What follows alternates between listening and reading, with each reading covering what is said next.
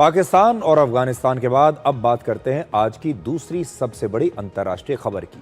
वर्ष 2025 का नोबेल शांति पुरस्कार अमेरिका के राष्ट्रपति डोनाल्ड ट्रंप को नहीं मिला है। डोनाल्ड ट्रंप के लिए ये एक बुरी खबर है। वो चाहते थे कि ये पुरस्कार उन्हें मिले, लेकिन ये पुरस्कार मिला है वेनेजुएला की एक नेता जिनका नाम है मारिया कोरेना मचाडो। ये पुरस्कार उन्हें दिया गया है और उन्हें ये सम्मान मिलने की 3 बड़ी वजहें हैं। आप भी ये जानना चाहेंगे कि ये पुरस्कार डोनाल्ड ट्रंप को नहीं मिला और इन्हें मिला है तो क्यों मिला है। तो पहली वजह यह है कि वर्ष 2013 से निकोलस मादुरो वेनेजुएला के राष्ट्रपति हैं और पश्चिमी देश उन्हें तानाशाह कहते हैं, और मारिया कोरेना लगातार उनके खिलाफ लोकतंत्र को बहाल करने के लिए आंदोलन चला रही है। यानी वो एक बहुत बड़ी भूमिका निभा रही है वेनेजुएला में लोकतंत्र को लाने में और एक तानाशाह के खिलाफ लड़ रही है। दूसरी वजह यह है कि मारिया कोरेना लगातार वेनेजुएला की जनता के लोकतांत्रिक अधिकारों को प्रोटेक्ट करने के लिए और उन्हें बढ़ावा देने के लिए शांतिपूर्ण तरीके से इस तानाशाही के खिलाफ संघर्ष कर रही है। और तीसरी वजह है वेनेजुएला की सरकार ने कई बार मारिया को गिरफ्तार किया है और उनके समर्थकों पर हिंसा भी हुई है, लेकिन उन्होंने कभी हार नहीं मानी। और इन्हीं वजहों से 58 साल की मारिया कोरेना वेनेजुएला में आयरन लेडी के नाम से लोकप्रिय हैं और वो निकोलस मादुरो के खिलाफ चुनाव भी लड़ चुकी हैं। और थोड़ी देर पहले मारिया कोरेना ने अपना नोबेल शांति पुरस्कार वेनेजुएला की पीड़ित जनता और राष्ट्रपति ट्रंप को समर्पित किया है। देखिए ये कितनी बड़ी बात है। राष्ट्रपति ट्रंप को ये पुरस्कार तो नहीं मिला, लेकिन मारिया ने अपना ये पुरस्कार अमेरिका के राष्ट्रपति डोनाल्ड ट्रंप को समर्पित कर दिया है। हालांकि इस समय अमेरिका की सेना वेनेजुएला की घेराबंदी कर चुकी है, जिसे वेनेजुएला की सरकार उनके खिलाफ एक हमले की तैयारी बता रही है।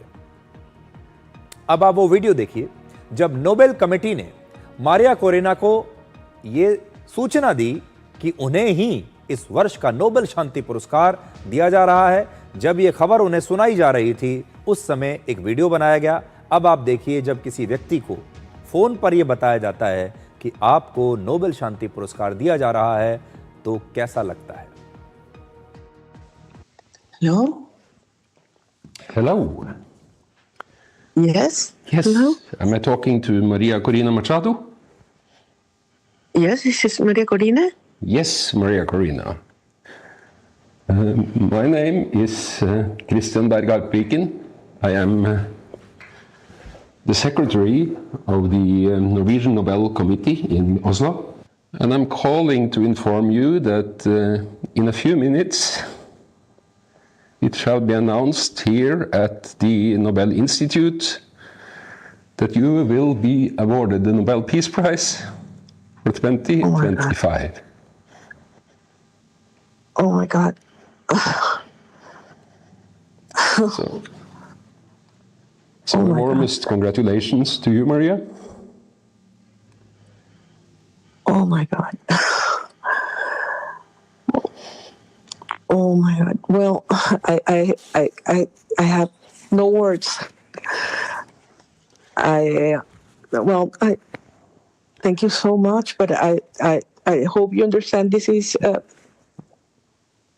a movement. This is a achievement of a whole society. I am just one person. I certainly do not deserve this. तो कितनी भावुक हो गई ये भी आपने देखा। नोबेल कमेटी ने अपने बयान में कहा है कि 2025 का नोबेल शांति पुरस्कार एक ऐसी महिला को दिया जा रहा है जिन्होंने गहराते अंधेरे के बीच लोकतंत्र की लौ को जलाए रखा। ऐसे समय में जब लोकतंत्र खतरे में हो, हर किसी चीज से यह सबसे जरूरी हो जाता है कि उसकी रक्षा की जाए। इस बार नोबेल शांति पुरस्कार की घोषणा का बड़ी बेसब्री से इंतजार किया जा रहा था, क्योंकि राष्ट्रपति ट्रंप कई बार ये कह चुके थे कि वो ये पुरस्कार लेना चाहते हैं और कई बार वो खुद को इसका दावेदार घोषित कर चुके थे। राष्ट्रपति ट्रंप ने कहा था कि उन्होंने पूरी दुनिया में 7 देशों के बीच युद्ध विराम करवाया है। वो शांति के सबसे बड़े दूत हैं। और आज नोबेल कमेटी के चेयरमैन से ये सवाल पूछा गया कि क्या ट्रंप को पुरस्कार देने के लिए खुद अमेरिकी राष्ट्रपति या फिर दूसरे अंतर्राष्ट्रीय समुदाय या देशों से उनके ऊपर कोई दबाव आया था, और क्या इस दबाव ने कमेटी के फैसले को प्रभावित किया?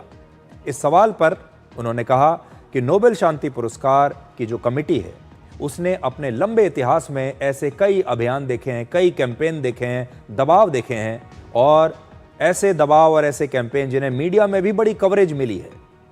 तो उनका कहने का मतलब ये है कि बहुत सारे लोग मीडिया का इस्तेमाल करते हैं, मीडिया में कैंपेन चलाते हैं और सोचते हैं कि इससे कमेटी पर कुछ दबाव बनेगा, लेकिन कमेटी मीडिया की हेडलाइंस देखकर ये तय नहीं करती कि किसे ये पुरस्कार देना है। कमेटी के सदस्यों को हर साल हजारों सिफारिशी पत्र मिलते हैं। हर बार बहुत सारे लोग इस पुरस्कार के लिए अपना दावा पेश करते हैं, मीडिया के जरिए दबाव डलवाते हैं, मीडिया के जरिए कैंपेन चलाते हैं, सोशल मीडिया पर कैंपेन चलाते हैं और बहुत सारे लोगों से अपनी सिफारिश करवाते हैं। लेकिन नोबेल शांति पुरस्कार की कमेटी अपना फैसला काम, मेरिट और अल्फ्रेड नोबेल की वसीयत के हिसाब से लेती है। तो वो काम देखती है, वो मेरिट देखती है, लेकिन उन्होंने ये भी कहा कि अल्फ्रेड नोबेल की जो वसीयत है, जो उसकी लेगेसी है, उसके हिसाब से भी वो फैसले लेती है। तो ये लेगेसी, ये वसीयत उनकी क्या है? तो अगला सवाल ये है, ये मैं आपको बताऊंगा, लेकिन उससे पहले आपको ये बताना चाहूंगा कि राष्ट्रपति ट्रंप को ये नोबेल शांति पुरस्कार क्यों नहीं मिला। उन्होंने कोशिश तो बहुत की थी, इतनी सिफारिशें करवाई, मीडिया में दिन रात ये खबर चलवाई, लेकिन फिर भी ये नहीं हुआ। इसका जवाब यह है कि वर्ष 2025 के नोबेल शांति पुरस्कार के लिए नामांकन की आखिरी तारीख 31 जनवरी 2025 थी। तिथि देख लीजिए आप, 31 जनवरी आखिरी तिथि थी, और 31 जनवरी तक मिले नामांकनों पर ही ये फैसले लिए जाते हैं और वही नामांकन मान्य होते हैं, उन्हीं पर फैसला लिया जाता है। इस तारीख के बाद मिले नॉमिनेशंस पर विचार नहीं किया गया। राष्ट्रपति ट्रंप 20 जनवरी 2025 को दोबारा राष्ट्रपति बने और सिर्फ 11 दिनों के बाद नोबेल पुरस्कार के लिए नामांकन बंद हो चुका था उनके राष्ट्रपति बनने के। शायद राष्ट्रपति ट्रंप को यह उम्मीद थी कि इसी वर्ष के नोबेल शांति पुरस्कार के लिए उनके नाम पर विचार किया जाएगा, शायद ये कमेटी अपने नियमों को तोड़ देगी। हालांकि राष्ट्रपति ट्रंप को अगले वर्ष का नोबेल शांति पुरस्कार अब भी मिल सकता है, क्योंकि उन्होंने जो भी काम किया है इस बार वो जनवरी 2025 में अपने नियुक्ति के बाद उन्होंने किया है, और इसलिए अगर नोबेल शांति पुरस्कार की कमेटी को यह लगता भी है कि उन्होंने अच्छा काम किया है, तो यह पुरस्कार उन्हें इस साल नहीं अगले साल मिल सकता है। अब आपको यह बताते हैं कि नोबेल पुरस्कार की शुरुआत कैसे हुई थी। यह बड़ी दिलचस्प कहानी है। डायनामाइट के आविष्कारक अल्फ्रेड नोबेल ने वर्ष 1895 में इस पुरस्कार की स्थापना की थी। आप सब जानते हैं डायनामाइट एक विस्फोटक है जो युद्ध में भी इस्तेमाल होता है और जिसकी वजह से लाखों लोगों की जान इस दुनिया में अब तक जा चुकी है। मशहूर बोफोर्स तोप को बनाने वाली कंपनी एबी बोफोर्स के मालिक भी अल्फ्रेड नोबेल ही थे, और एक बार फ्रांस के एक अखबार ने गलती से अल्फ्रेड नोबेल की मौत की खबर छाप दी, जबकि मौत उनकी नहीं बल्कि उनके भाई की हुई थी।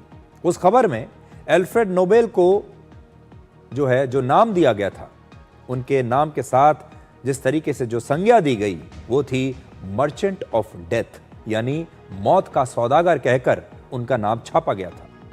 अपने नाम के साथ लगी इस पहचान से अल्फ्रेड नोबेल बहुत निराश हुए, बहुत परेशान हुए, और उन्हें ऐसा लगा कि मैंने पैसा तो बहुत कमा लिया लेकिन मेरा नाम नहीं हुआ। आज भी लोग मुझे मर्चेंट ऑफ डेथ कहकर बुलाते हैं। उन्हें यह बात अच्छी नहीं लगी और उस दिन उन्होंने तय किया कि अब वो दुनिया में कुछ अच्छा काम करेंगे, अपनी छवि को सुधारेंगे और दुनिया में अब वो शांति के लिए काम करेंगे। इसके बाद नोबेल पुरस्कार के लिए उन्होंने अपनी लगभग पूरी संपत्ति दान कर दी, और वर्ष 1896 में अल्फ्रेड नोबेल का निधन हुआ था और पहली बार वर्ष 1901 में नोबेल पुरस्कार दिए गए थे। और उनकी वसीयत में यह लिखा गया था कि हर साल ये पुरस्कार उन लोगों को दिया जाए जिन्होंने मानवता की भलाई और प्रगति में अपना सबसे बड़ा योगदान दिया हो, ये उनकी इच्छा थी। तो ये कहानी है नोबेल पुरस्कार की। अब पुरस्कार के बाद बात करते हैं वादों की, और ये वादे आप जानते हैं सबसे ज्यादा किए जाते हैं हमारे देश